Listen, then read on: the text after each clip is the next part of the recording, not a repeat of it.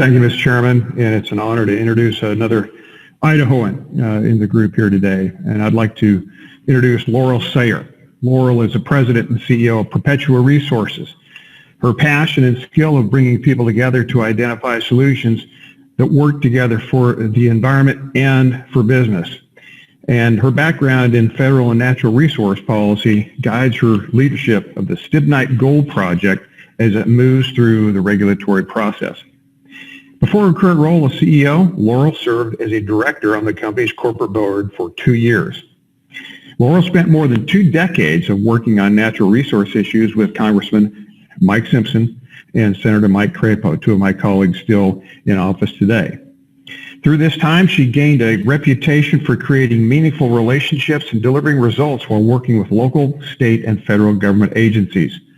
Laurel believes that industry and the environment can and must work together to restore a site and improve the economy of rural communities. She's proud to be surrounded by a team of experts working to bring the project to life. Laurel knows some of the best trails in the Sawtooth Wilderness and loves spending time in Idaho's beautiful outdoors, making memories with her family. Mr. Chairman, thank you. And Laurel, it's all yours. Thank you. And thank you for this opportunity to talk about the Stibnite Gold Project. So why should we be mining critical minerals in America? Well, simply put, because we do it better here at home. And mining in America provides us control over our future. Domestic production gives us direct access to the materials we need, brings with it American jobs and American infrastructure, and puts the social and environmental conditions of mining in our hands. Bringing mining home is the right decision for the Stibnite Gold Project in Idaho and is a great example of how it can be done with the economic and environmental benefits. Our vision for the Stibnite Gold Project is to use responsible mining at an abandoned mine site to restore the environment and then leave the area better than it is today, to partner with our communities and bring family wage jobs and infrastructure, and to produce the minerals and metals that are critical for the American future.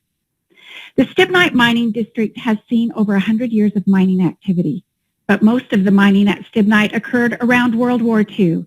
And on the eve of the war, the blockade in the Pacific cut off the United States from our only source of tungsten and antimony needed for the war effort.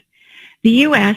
found both at the Stibnite Mining District, which ended up producing the majority of tungsten and antimony used during the war years. Many years later, 3 CERCLA decrees functionally abandoned this site.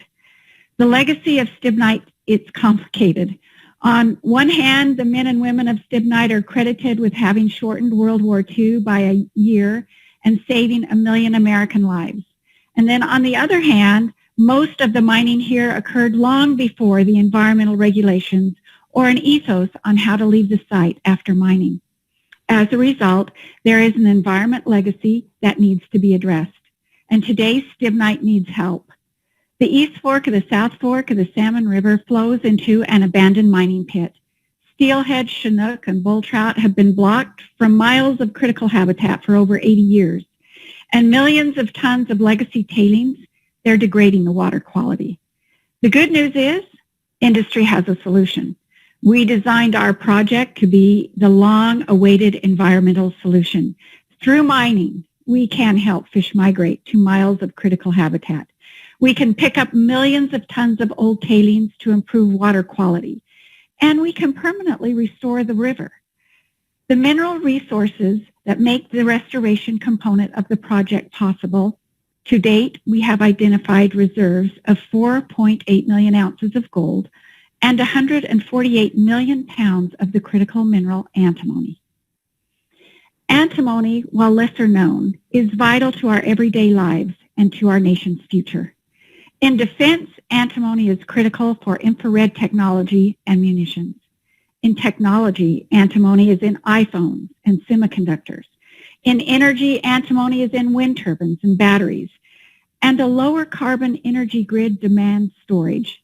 Emerging technology around antimony, molten salt batteries are showing promise as the large capacity, long-term energy storage we need to meet our carbon reduction goals.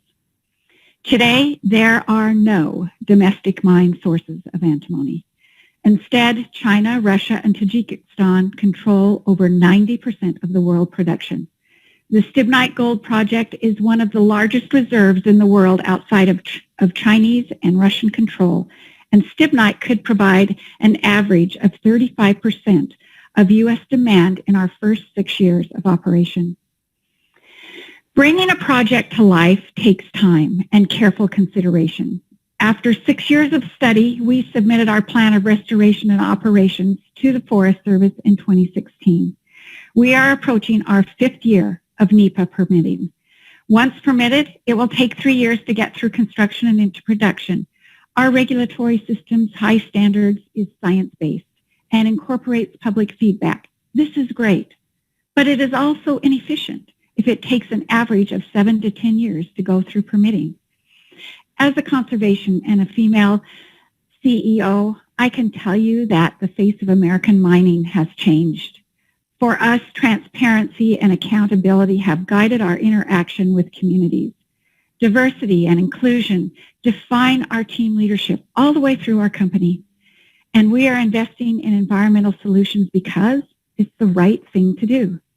This country needs a path forward on climate, on jobs, and on secure supply chains. The Stibnite Gold Project is the perfect example that American mining is the solution, and American mining is ready to help. My ask to you is to find the bipartisan path forward. We need timeline businesses and the American people can count on. 10 years is too long of a wait for the climate solutions. The infrastructure and the jobs we need today, and permitting agencies need resources and a unified directive to make it happen. Thank you for letting us talk about the Stibnite Gold Project.